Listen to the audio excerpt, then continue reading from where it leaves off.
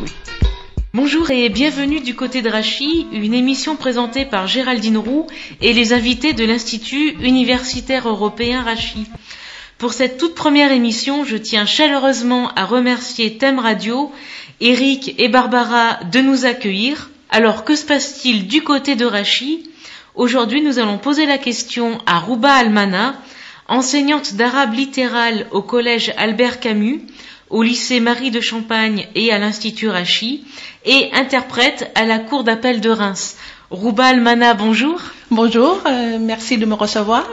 Rouba Almana, vous enseignez l'arabe littéral à Troyes depuis plusieurs années. Alors, que pouvez-vous nous dire sur l'enseignement de cette langue et peut-être qu'est-ce qui vous a motivé à devenir enseignante d'arabe ?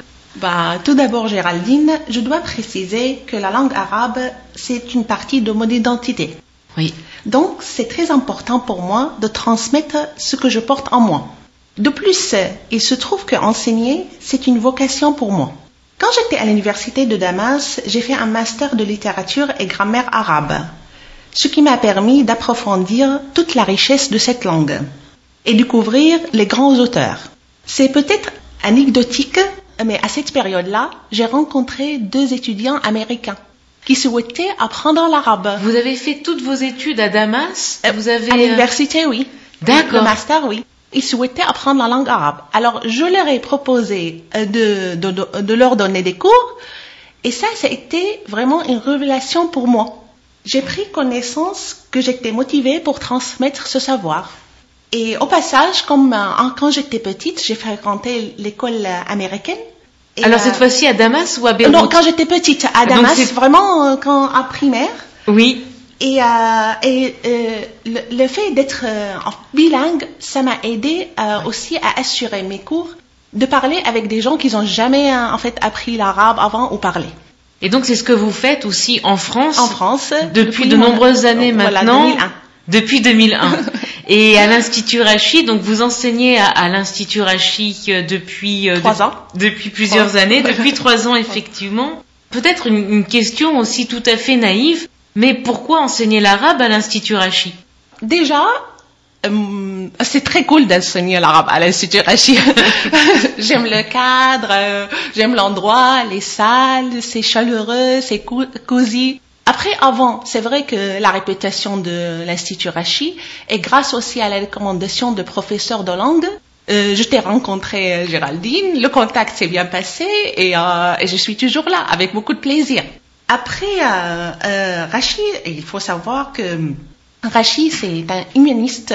Sa maison doit rester un symbole d'ouverture. Et c'est un lieu plus culturel. À mon avis, il ne faut pas cloisonner la connaissance. Enseigner une langue ne doit pas revendiquer une identité culturelle. Et c'est peut-être en ce sens-là, donc je continue en fait sur le fait que vous enseignez l'arabe donc en France. Je dis bien l'arabe littéral. Oui. Alors peut-être pour des auditeurs qui ne connaissent pas cette langue, quelle est la différence entre l'arabe littéral et l'arabe dialectal ? L'arabe littéral ou l'arabe classique est un passeport linguistique dans tous les pays arabophones. C'est la langue officielle. Il y a donc une universalité. Une universalité, ça c'est important, oui. Voilà. Oui. Après, la langue dialectale, c'est en fait chaque pays a sa manière de prononcer certains mots ou son vocabulaire spécifique, compte tenu de conditions sociales, géographiques ou politiques. Mais c'est plus facile de parler l'arabe dialectal lorsqu'on maîtrise l'arabe classique. Moi, je dis que l'arabe littéral permet de s'ouvrir à toutes les facettes dialectales. Et par exemple, lorsqu'un étudiant, par exemple, suit vos cours d'arabe littéral à l'Institut Rachi, est-ce qu'il a des débouchés particuliers avec cette langue ?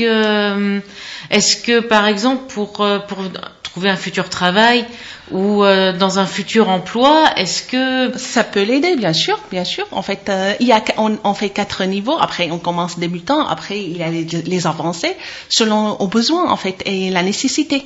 Par exemple, je sais que là, nos cours, on est en train d'empiéter un peu sur la deuxième partie de l'émission, mais c'est tout à fait lié avec le fait de ce que vous disiez, de décloisonner les connaissances. Oui. Le fait d'apprendre l'arabe littéral de manière générale, est-ce que cela ne peut pas être une aide? Par exemple, je pense aux relations internationales, au tourisme. Exactement, c'est ça. En fait, ça permet, en fait, ça aide pour le travail.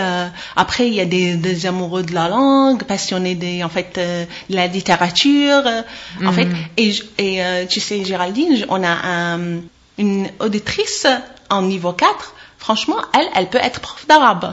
Oui, c'est une personne qui est là depuis des années voilà. Et qui se perfectionne sans cesse en parlant. Elle n'est pas la seule aussi.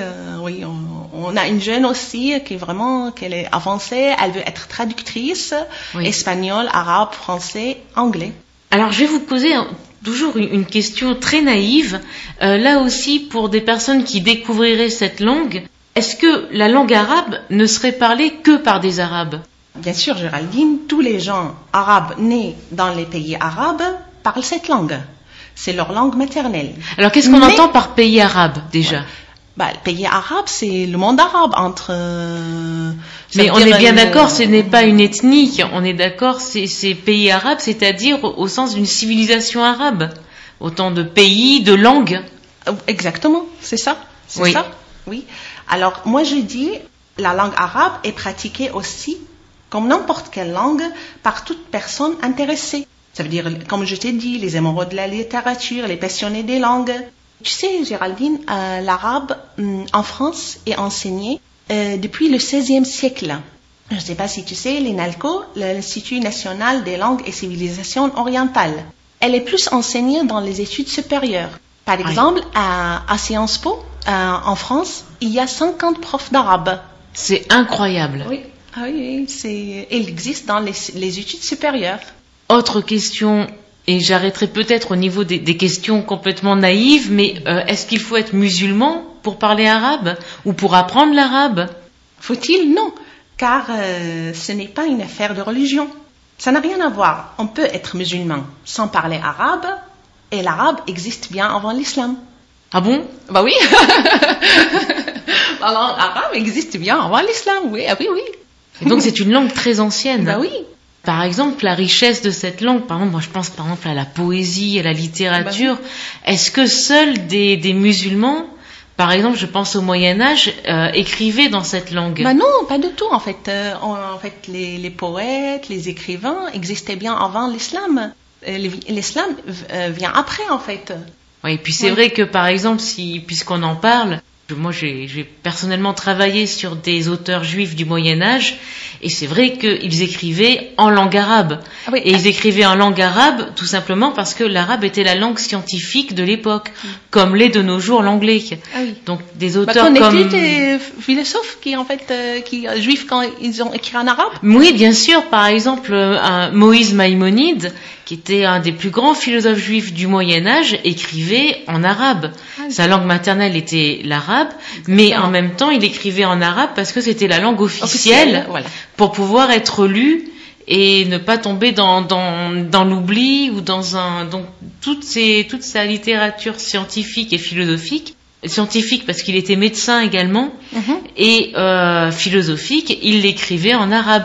Je parle de Maïmonide, mais d'autres encore. Par exemple, je pense à un poète et philosophe juif également du Moyen-Âge, un peu avant Maïmonide, il s'appelait Salomon ibn Gabirol et il a écrit ses plus grands traités philosophiques en arabe. Donc effectivement, ça va dans le sens de ce que vous dites sur aussi le caractère civilisationnel aussi de la langue, peut-être. Voilà, je suis tout à fait d'accord avec toi. Et donc, si vous êtes d'accord, nous allons peut-être faire une première pause musicale. Et Rouba, je vous laisse présenter cette pause musicale. On peut commencer avec une chanson de Fayrouz, la chanteuse libanaise. Je ne sais pas si tu sais Géraldine. En fait, moi j'adore cette chanteuse. On a grandi, moi quand j'étais petite, tous les matins, mes parents nous réveillaient sur sa voix. On a grandi avec, et je ne sais pas si tu sais que notre président de la République, Emmanuel Macron, lui a rendu visite lors sa dernière visite au Liban après le drame de l'explosion de port de Beyrouth. Alors donc nous allons écouter البنت une الشلبية. chanson de Férouz qui Oui. est البنت الشلبية. À tout de suite.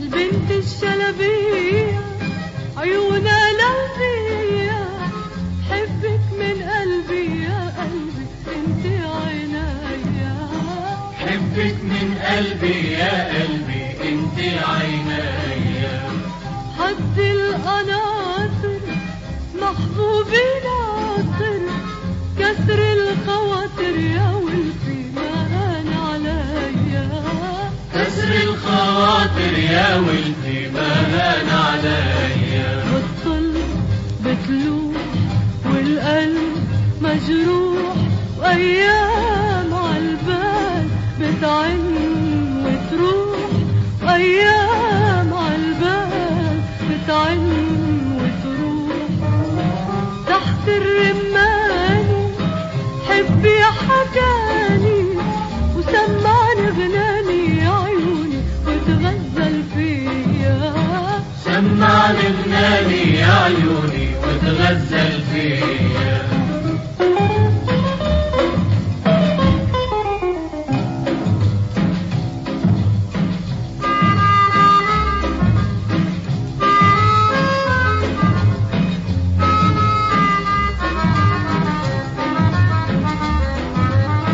حبك من قلبي يا قلبي انت عينيا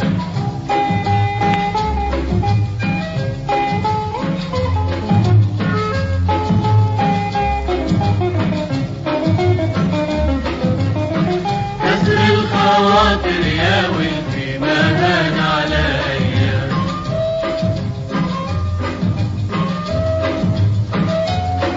وايام عالبال بتعن وتروح وايام عالبال بتعن وتروح.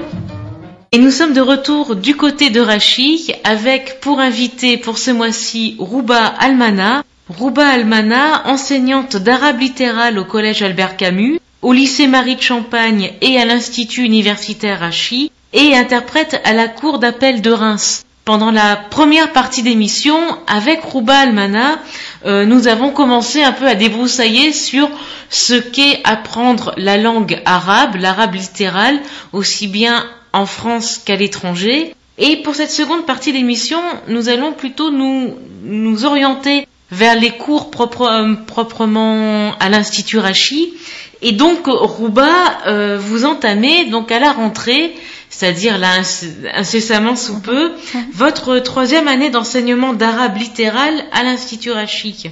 Alors, enseigner l'arabe littéral dans un cadre d'un enseignement supérieur, qu'est-ce que cela peut véritablement apporter aux étudiants et vous, en quoi ça se différencie d'un enseignement que vous pouvez faire au collège ou au lycée? Déjà, enseigner, en fait, tu sais, j'ai un public éclectique. C'est vrai que enseigner à un collégien, c'est pas la même chose d'enseigner à un étudiant de la fac. Eh oui. C'est pas, en fait, oui, c'est pas du tout la même chose. C'est pas le même âge, c'est pas la même ambition. Leur but, c'est différent. Alors, oui, moi aussi, je m'adapte. Après, je trouve le plaisir d'enseigner un collégien, un lycéen et aussi un étudiant, même un auditeur libre. Que nous avons aussi à l'Institut Rachid. C'est un peu notre singularité, entre autres. Exactement. Et c'est marrant parce qu'on parle langue, on parle civilisation, histoire, cuisine, on peut parler de tout. Après, c'est vrai, selon le niveau, il y a le niveau 1, je peux pas parler civilisation parce qu'en fait, je tiens quand même à parler que en arabe, en fait, parce que ils ont que 2 heures par semaine. Alors j'aime bien qu'ils écoutent que cette langue. Alors donc pour résumer, donc tout d'abord les cours à l'Institut Rachid en arabe reprennent quand cette année? Ils reprennent le 16. Le 16 septembre. D'accord. Ça sera spécialement le mercredi. Alors niveau 1, ça sera de 16h à 18h. Niveau 2, ça sera le mercredi toujours, de 13h30 à 15h30. Niveau 3, ça sera de 18h à 20h. Il y aura aussi le lundi entre 18h à 20h, ça sera niveau en fait avancé ou l'atelier conversation. Et donc en fait, ces enseignements, donc vous pouvez d'ailleurs retrouver toutes les informations sur notre site web et sur notre page Facebook. En fait, tous ces enseignements, ce qui est la particularité de votre enseignement à l'Institut Rachi, c'est que nous sommes d'ailleurs, me semble-t-il, et corrigez-moi si je me trompe Rouba, mais il me semble que nous sommes à Troyes, nous sommes la seule ville de toute la Champagne-Ardenne à proposer ce type d'enseignement, c'est-à-dire de langue sémitique, d'arabe littéral et d'hébreu moderne. Bah oui, tout à fait. Et on est fiers. Ça fait plaisir. Mais même le collège Albert Camus, c'est le seul collège dans l'Académie de Reims et le lycée Marie de Champagne qu'on enseigne l'arabe en LV2 et LV3. Donc il y a bien une continuité entre l'enseignement primaire, secondaire et puis supérieur à l'Institut Rachi, de l'enseignement en fait de l'arabe pour toute la région. Exactement. Et en fait, il y a de quoi être fier et Troyes a de quoi être fier de cela. Alors, peut-être une question tout à fait subsidiaire. Faut-il avoir des notions d'arabe pour suivre vos cours et notamment le tout premier cours d'initiation? Pas du tout. Pas du tout. On peut donc même si on connaît pas du tout l'arabe, on peut commencer. Non, tu peux venir, Géraldine. D'ailleurs, moi, je suis très très jalouse parce que je sais que tu as déjà appris l'hébreu, mais pas encore l'arabe. Oui, c'est vrai. Là, c'est un petit tacle à la radio pour la première émission. Mais c'est très juste. Il va falloir que je prenne un peu de temps pour découvrir cette belle langue. Donc, même moi, je peux y participer alors. Tout le monde peut y participer. Et franchement, c'est pas une langue difficile, c'est vrai que les lettres sont différentes, c'est l'écriture, on écrit de droite à gauche, mais c'est pas compliqué. En 3 mois, tu peux lire et écrire facilement. Question également, avant d'écouter la seconde pause musicale, une petite question, est-ce que, par exemple, apprendre l'arabe à l'Institut Rachi et avec vous, est-ce que cela passe par l'étude du Coran ou est-ce que c'est dissocié? Justement, en fait, non, pas du tout. En fait, apprendre une langue, c'est pas spécialement passer par la religion. Donc, c'est bien l'enseignement laïque dont il est question. Oui. Et après, on peut parler histoire, c'est autre chose. Mais non, l'enseignement d'arabe, comme n'importe, en fait, comme toute autre langue, j'enseigne la langue, j'enseigne pas la religion. Et le premier cours, donc, a lieu ça sera le 16 septembre, le mercredi 16 septembre. Et donc c'est sur cette information que nous allons écouter une seconde pause musicale. Dalida, je vous laisse présenter cette pause musicale. On va écouter Dalida et la chanson s'appelle Helwa ya Baladi. Et qui veut dire Helwa al Baladi? Helwa ya Baladi, ça veut dire qu'est-ce qu'il est beau mon pays.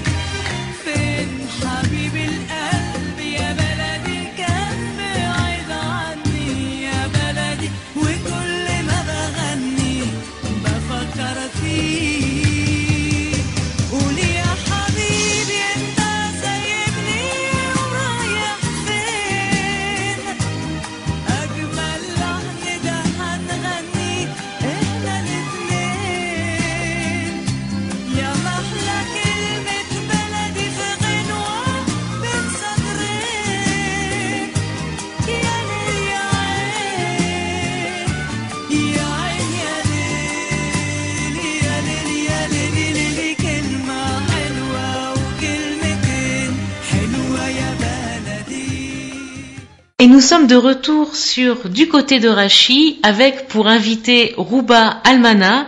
Rouba Almana, vous êtes enseignante d'arabe littéral au collège Albert Camus, au lycée Marie de Champagne, à l'Institut universitaire européen Rachid et interprète à la cour d'appel de Reims. Pour cette dernière partie d'émission, j'aimerais beaucoup que vous puissiez nous dire un peu ce qu'est justement cette langue arabe du côté également de son aspect civilisationnel.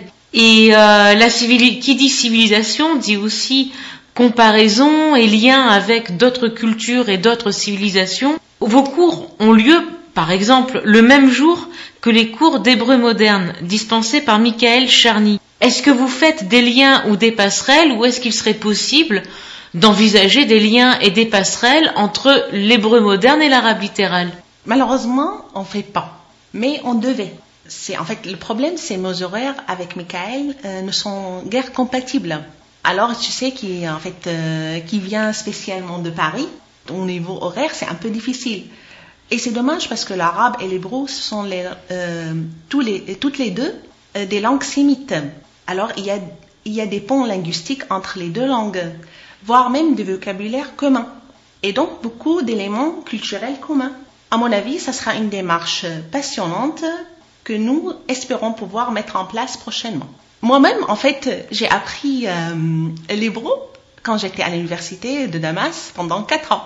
Ah, vous connaissez l'hébreu alors? Oui, j'ai un peu oublié parce que ça date un peu, mais bon, c'est vraiment... c'est une chance de parler les deux langues. Oui, ça je m'en doute. Voilà.